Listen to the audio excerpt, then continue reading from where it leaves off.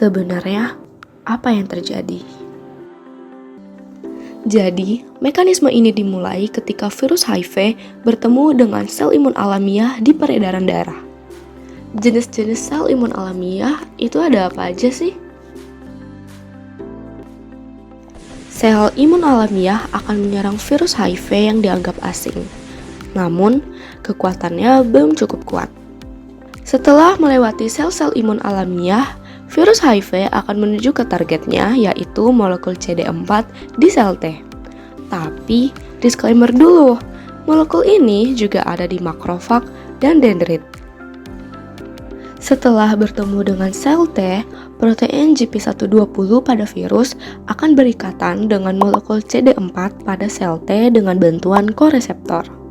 Koreseptor yang digunakan oleh virus HIV adalah CXCR4 yang sering ditemukan di sel T dan CCR5 yang sering ditemukan di sel T, sel makrofag, monosit, dan dendrit. Namun, pada beberapa orang yang mengalami mutasi pada koreseptor CCR5, yaitu homozygous mutation atau mutasi homogen, akan menghilangkan ekspresi reseptor CCR5 di sel imun, sehingga mengalami resistensi terhadap virus HIV.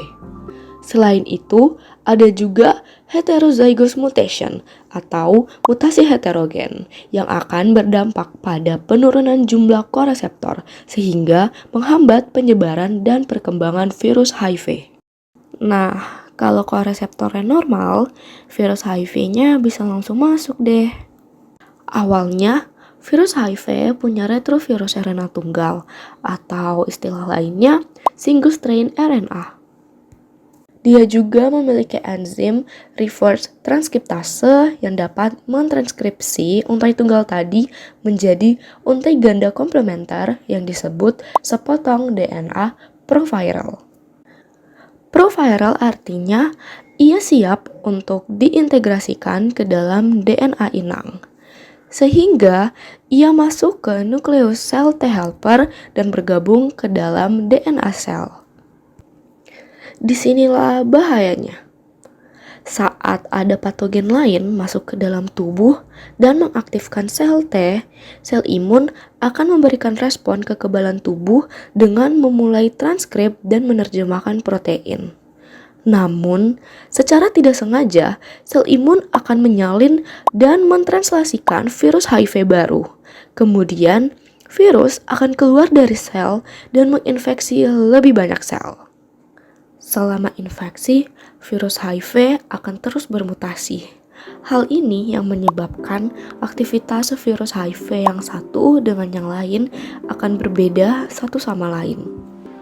Oleh karena itu, sel-sel yang akan ditargetkan oleh virus HIV akan semakin banyak.